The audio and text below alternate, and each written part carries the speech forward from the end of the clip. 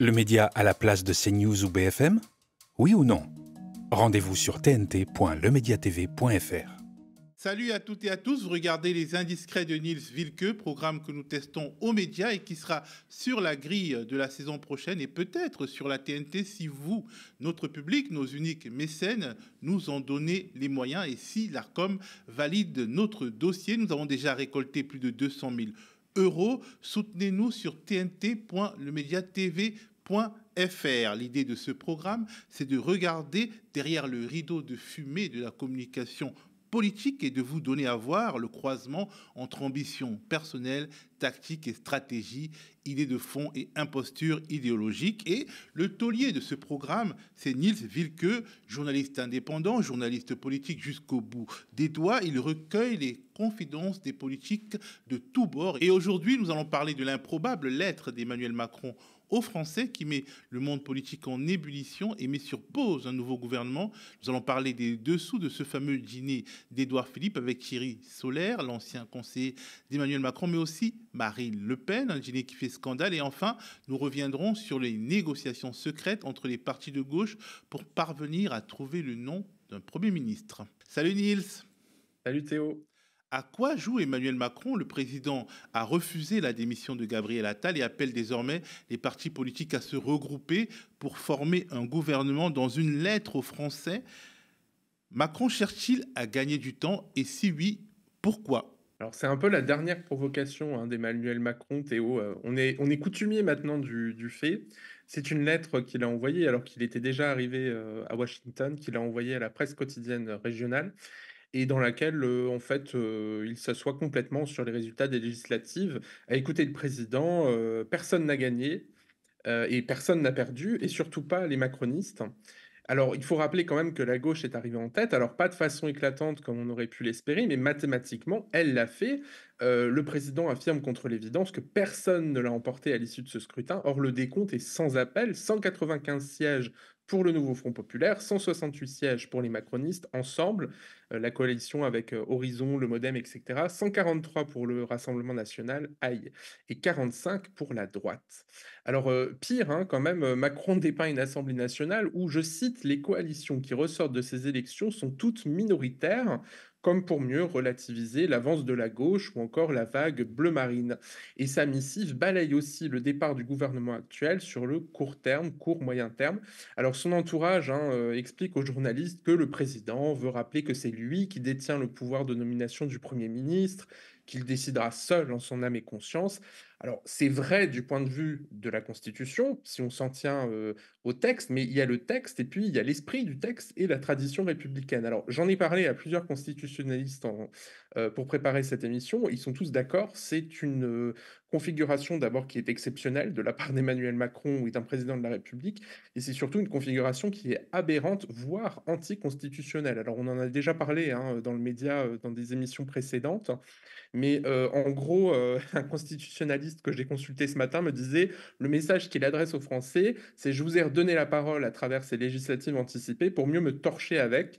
Alors, ses confrères comme lui se disent tous très inquiets quand on leur pose la question de la viabilité de ce gouvernement Attal qui n'a plus aucune légitimité politique. Et pourtant, les juristes, c'est loin d'être des gauchos. De la gauche à l'extrême droite, d'ailleurs, les responsables politiques qualifient cette position de lunaire eu égard aux résultats des élections. Et d'ailleurs, les macronistes reprennent sans vergogne les éléments de langage de l'Élysée. Écoutons par exemple Éric Woerth ce jeudi matin. On peut regarder les choses avec une autre perspective. On a une assemblée aujourd'hui qui est divisée. Personne n'a la majorité suffisante pour aujourd'hui gouverner tout seul. Personne. Moins que les autres. Bah, nous, un peu plus qu'on ne pensait. Donc, oui, mais moins que les autres. Oui, mais un peu plus qu'on ne pensait quand même. Donc on a l'impression, en fait, vous donnez l'impression aussi d'être dans le déni, c'est-à-dire que finalement, comme vous en avez un peu plus, une très mauvaise impression. Vous avez l'impression d'avoir gagné et que les autres doivent vous rejoindre. Mais personne n'a gagné. Mais parce que, mais je n'ai jamais dit ça. Évidemment qu'on a perdu. Vous dites qu'aux socialistes, finalement, il faut accepter la réforme des retraites qu'ils ne veulent pas. Bah, on a le droit de le penser. On a le droit de le penser. C'est ce qu'ils ont fait sur 2010. Mais c'est pas. Mais une coalition. Quels sont les compromis que vous êtes prêts à faire, vous, Éric Woerth? Mais beaucoup. Quoi, beaucoup. Par exemple, le SMIC à 1600 euros, par exemple. Non, mais évidemment que non. C'est une mesure de LFI. C'est une mesure de LFI. Je ne suis pas pour le chômage. Je ne suis pas pour le chômage. Et je ne suis pas pour la relance. C'est un programme économique qui n'est pas cohérent. Donc d'accord, vous ne faites pas de compromis, donc vous ne voulez pas du tout la réforme économique. Alors, comment expliquer un tel déni du réel, Niels? Oui, alors mes confrères usent volontiers d'euphémismes pour qualifier ces manœuvres du camp présidentiel en expliquant que Macron veut garder la main dans le Parisien, se donner le temps dans les Échos, etc. Mais il faut le dire, Théo, Macron crève de trouille. Regardez les mesures prévues par le nouveau Front populaire dans son fameux contrat de législature. Donc c'est le document qui a été signé par les partis de gauche en pleine négociation. Et par exemple, Cyrielle Châtelain et Clémence Guettet les détaillent dans un entretien commun sur Politis qu'on pouvait découvrir ce jeudi. Alors, dans l'ordre, abrogation de la fameuse réforme des retraites, la mère des batailles pour Emmanuel Macron, le SMIC à 1 600 €, au secours, on veut mieux payer les salariés, notamment les plus précaires, suppression du choc des savoirs à l'école, blocage du prix des biens de première nécessité. Enfin, on a vraiment l'impression presque d'être chez les communistes à écouter les macronistes. Et donc, m'explique l'un de ses proches, la gauche veut détricoter son grand œuvre et pour lui, c'est une déclaration de guerre. Il a flairé l'odeur du sang. C'est ce que m'explique cette source très bien placée à l'Élysée. Et alors, preuve de cette panique quand même qui saisit le pouvoir, tu peux voir les macronistes qui balancent les arguments les plus absurdes envers la gauche, comme Prisca Thévenot ce matin. Regardez. Qu'est-ce que la NFP aujourd'hui? La NFP est un ensemble de mouvements, de partis politiques, l'idée sous emprise, et j'insiste, sous emprise, d'un seul homme, Jean-Luc Mélenchon. Tout nous oppose, et c'est pas simplement des nuances, mais des valeurs, à Jean-Luc Mélenchon et à la LFI. D'ailleurs, sur ce principe-là, on a été très clair au sein de Renaissance et de nos alliés. C'est ni RN, ni LFI. Donc le NFP, sous l'influence d'un seul homme, Mélenchon, c'est vraiment l'hôpital qui se moque de la charité quand on voit que les fidèles de Macron se font appeler les macronistes. Alors, on peut refaire le match autant de fois qu'on veut. Les Français nous ont envoyé le message qu'on a perdu. Le président ne peut pas s'asseoir là-dessus, me confiait un député du camp présidentiel hier, donc mercredi avant l'enregistrement de cette émission. Et on regrette aussi dans le camp macroniste, y compris dans le camp macroniste, le format lettre choisi par Macron. Par exemple, le député de Moselle, Ludovic Mendes, qui n'a pas la langue dans sa poche, en bon macroniste, explique que cela aurait été mieux que le président s'exprime à la télévision plutôt que par lettre. Autant te dire que tout le monde en a un peu ras-le-bol, y compris les ministres au gouvernement, c'est dire.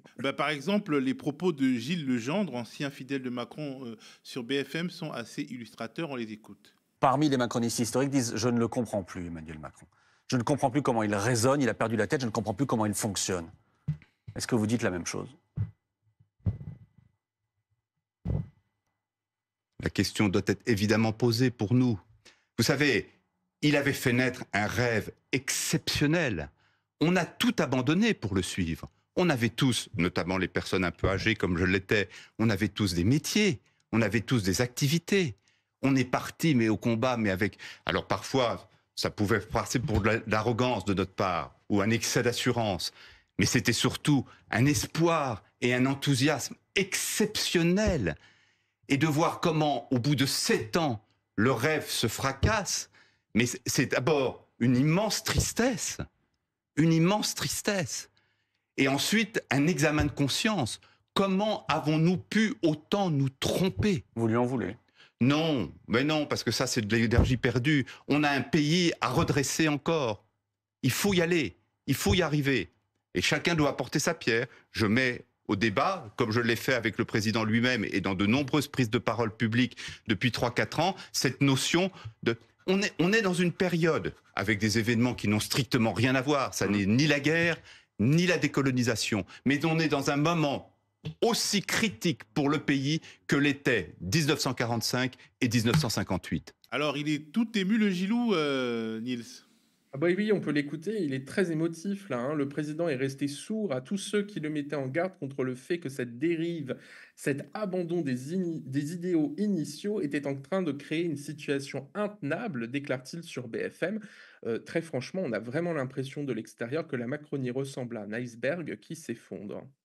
Parlons maintenant, si tu le permets, Niels, de ces dîners avec Marine Le Pen organisés à domicile par Thierry Solère, l'ancien conseiller de Macron, et qui fait scandale, des dîners auxquels était présent Édouard Philippe. Est-ce que le président était au courant?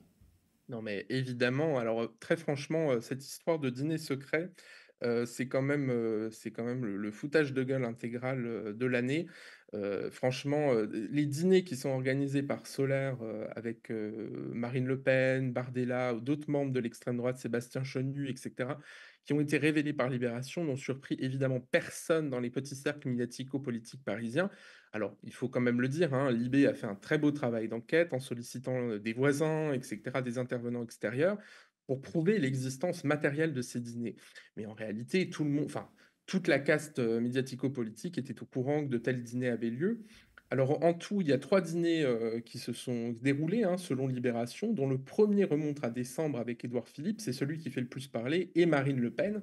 Alors on a vu Édouard Philippe le reconnaître hein, sur TF1, un brin mal à l'aise. Regardez. Pourquoi est-ce qu'il faudrait... Moi j'aime bien rencontrer les gens. Marine Le Pen fait plus de 30% à l'élection présidentielle. Ça ne me dérange pas de dîner avec elle. D'ailleurs, je pourrais dîner avec elle, je pourrais dîner avec Jean-Luc Mélenchon. Et à chaque fois, je leur ferai part de désaccords qui sont sans doute très profonds sur des sujets très nombreux. Alors, si Édouard Philippe confirme ses agapes un peu sans complexe, Solaire et Lecornu, deux de très proches d'Édouard Philippe, ont préféré démentir de leur côté toute participation à ces dîners. Bon, ça fait ricaner tout le monde au sein de la Macronie. De toute façon, Lecornu, il n'a pas besoin de dîner avec Marine Le Pen, puisqu'il a déjà livré son département de l'Eure au RN, cingle un conseiller politique. Alors, c'est une référence au manque de courage de Lecornu, notre ministre des Armées, hein, qui a préféré conserver son siège confortable au Sénat, plutôt que d'affronter les urnes et le suffrage populaire à la bataille législative. Et donc, il fait régulièrement l'objet de moqueries en Macronie. Ces révélations de Libé, elles ont fait le buzz, mais est-ce qu'elles embarrassent vraiment la Macronie ? En réalité, oui, parce que ça brise surtout le narratif d'un Emmanuel Macron qui serait un rempart au RN. Hein. C'est comme ça quand même qu'il essaye de se présenter depuis le début de son mandat. Hein. Rappelez-vous, il expliquait qu'il donnerait aux Français les moyens de ne plus jamais voter pour Marine Le Pen. C'est évidemment raté. Et du coup, on voit quand même les proches d'Emmanuel Macron monter au créneau. Alors, Bayrou estime que c'est un mauvais signal, donc le patron du MoDem, hein, il explique qu'il faut échanger avec les Français qui votent pour le parti d'extrême droite. Cela ne doit pas revenir à multiplier les signes qui vont dans le sens des chefs du RN. Il y a entre nous et l'extrême droite un fossé qui est infranchissable. C'est un peu le bal des faux culs, en fait, hein, pour résumer. Et d'ailleurs, un conseiller politique qui connaît bien Solaire me disait, mais c'est pas vraiment un scoop. J'ai aussi interrogé Roselyne Bachelot, l'ancienne ministre de la Culture d'Emmanuel Macron, que j'ai appelé avant l'enregistrement de cette émission, qui me dit, mais tous les dirigeants ont leurs intermédiaires et leurs personnages de l'ombre, et c'est évidemment le rôle de Solaire. Alors, tu vois que c'est un peu le sauve-qui-peut quand même général dans la classe politique par rapport à ces dîners, puisque notre ministre de la Culture est désormais consoeur, puisque Roselyne Bachelot est éditorialiste notamment sur BFM ou et dans les grandes gueules sur RTL.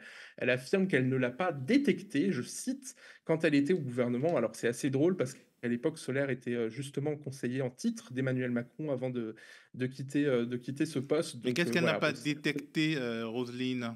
Sa présence, Théo, sa présence, elle n'a pas vu Solaire selon elle, sauf une seule fois, voilà, au cours d'une cérémonie. Donc, c'est te dire un petit peu l'embarras qui gagne la Macronie par rapport à ce personnage quand même qui est assez sulfureux. En gros, je vous jure, mais je vous jure que je ne le connais pas. Voilà, c'est exactement ça. Et pourtant, au sein de l'exécutif, tout le monde m'a confirmé, évidemment, l'existence de Solaire, toujours conseiller officieux de Macron. Les gens comme Solaire, c'est utile pour éviter de se salir les mains, me disait un conseiller ministériel. Et alors, il faut revenir un petit peu en arrière, parce que Thierry Solaire est un personnage à part dans la classe politique. C'est l'ancien factotum de Nicolas Sarkozy. Il a quand même été député 10 ans, hein, jusqu'en 2022, quand il a été rattrapé par ses multiples affaires judiciaires, dont il serait bien trop long de faire la liste. Citons quand même trafic d'influence, recel d'abus de biens sociaux, recel d'abus de confiance, financement illicite de campagne électorale ou encore détournement de fonds publics. En tout, cela concerne 13 infractions en France, qui est un record pour un politicien et ce qui en fait le politicien le plus mis en examen du pays. Mais Nils, on a les records que l'on peut. Mais oui, surtout à droite et en Macronie. Alors, un conseiller politique qui a fait un bout de chemin avec lui m'a raconté que, évidemment, il a de l'entre-gens partout, comme quelqu'un comme Pierre Charon ou encore Franck Louvrier, dont on a abondamment parlé lors des premières émissions sur des indiscrets. Et alors aujourd'hui, évidemment, l'Élysée se cache derrière un paravent en expliquant que que Thierry Solère ne conseille plus Emmanuel Macron. Alors évidemment, c'est une grosse blague, hein, ça fait rire tout le monde au gouvernement, dans l'exécutif, dans les cabinets.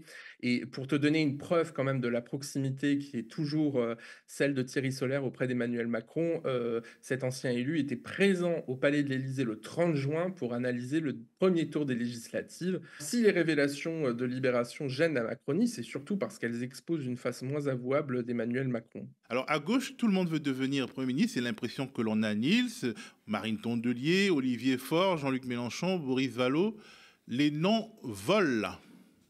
Oui, c'est un peu la foire à la saucisse pour aller à Matignon. Et d'ailleurs, tu noteras que ça n'a pas échappé à Emmanuel Macron, qui en profite évidemment pour gagner du temps, comme je l'expliquais en début d'émission. Alors, il faut dire quand même que les tractations et coups de pression se poursuivent au sein de la coalition pour tenter de former un gouvernement du nouveau Front populaire. Au lendemain de la missive d'Emmanuel Macron. Et d'ailleurs, on peut voir certains membres des partis de gauche lancer des coups de gueule, comme Sandrine Rousseau, parce que ça ne va pas assez vite. Regardez. Alors oui, il y a une impatience de ma part, parce que je pense que là, maintenant, il faut qu'on sorte un nom. Après, on va se mettre d'accord. On va se mettre d'accord.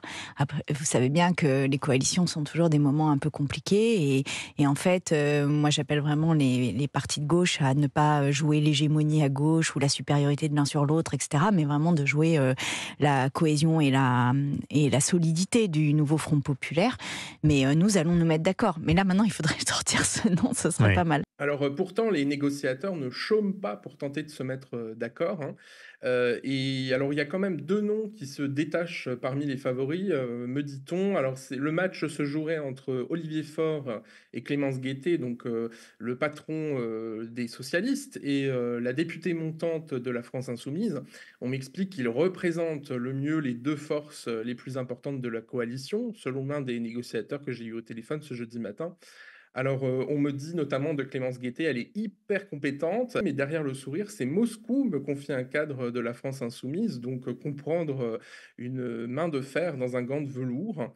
Alors évidemment, Faure est soutenu par l'appareil socialiste et notamment par un soutien de poids François Hollande, qui représente l'aile anti-France insoumise. Mais ça bloque parce qu'évidemment, c'est un peu des comptes de boutiquier, tout ça. Le NFP, c'était plus large que des partis, c'était aussi la société civile. Me rappelait une écolo ce matin, une élue écolo. Alors, il y a eu une tribune qui est parue jeudi après-midi dans Le Monde. Alors, les signataires, c'est pas des grands révolutionnaires.